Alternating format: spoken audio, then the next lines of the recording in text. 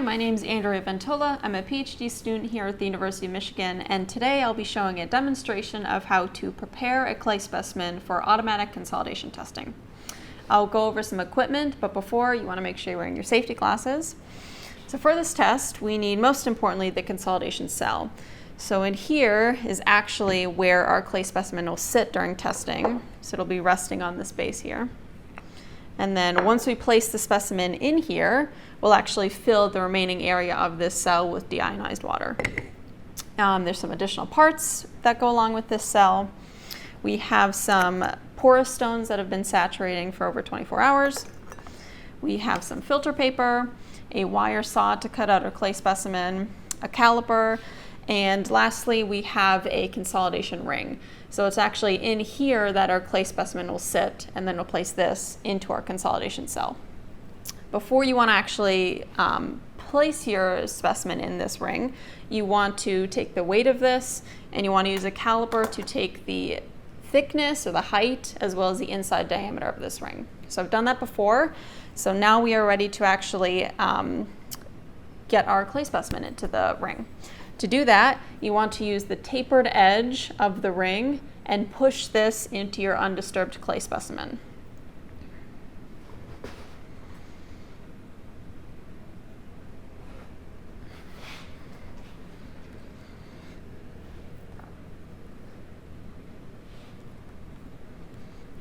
And you want to make sure, press down as much as you can so that there's a little bit of clay overhanging the ring so you can trim that off.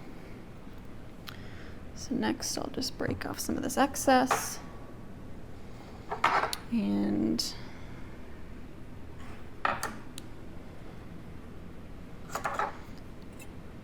then use the wire saw to remove the extra clay.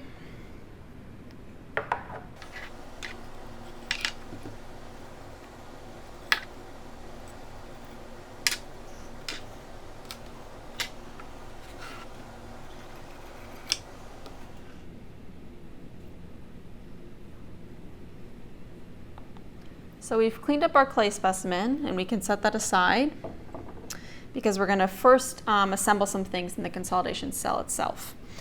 So you first want to check to make sure that the O-rings in the cell are in the correct spots. So there's a lower O-ring in the base that sits on this lip here. And then there is an upper O-ring here. So we want to make sure both of those are looking good and in the correct places. Next, you want to take a porous stone and lay it in this cutout of the cell's base. And then place one of our filter papers on top of that.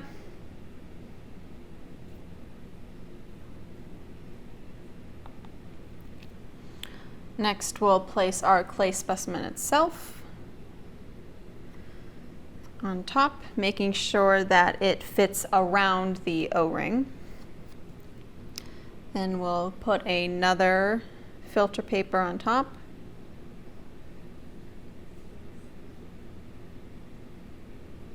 Followed by the second porous stone.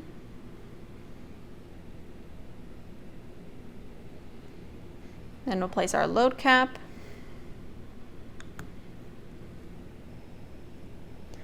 And then our collar.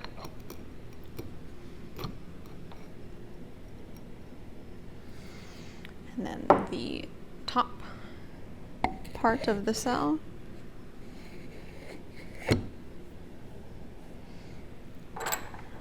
Next, we will screw in the load cell.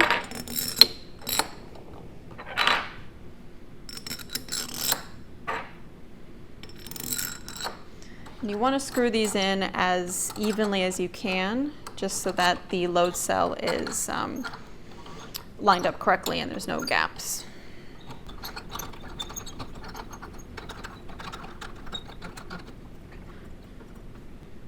Okay. Now we will fill this chamber of the cell with deionized water.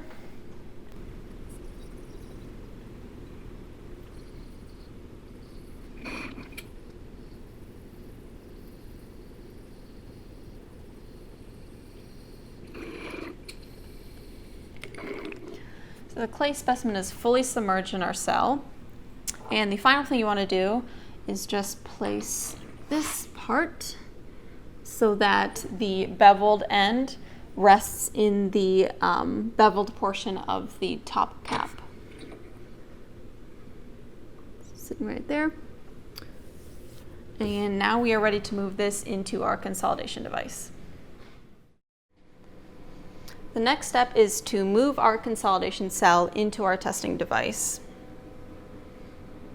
You want to make sure that your cell is centered on this lower platen. This testing device can actually be used to perform not only consolidation tests, but triaxial as well. And we could actually have it automatically fill our cell with water using these towers over here. Some other benefits of this device is that it's connected to a computer where we can totally customize our consolidation test. So you can put all your input parameters of our clay specimen. You can set the time intervals, you can set the loading increments, all customized to whatever you want for your clay specimen. And the test runs automatically, so you don't need to be present throughout all of the testing, which can take many hours. So the next step we'll do is move this lower platen up so that the consolidation cell is near this load cell up here. So you can see this platform slowly rising to the top of here. And when it gets close, I'll stop it.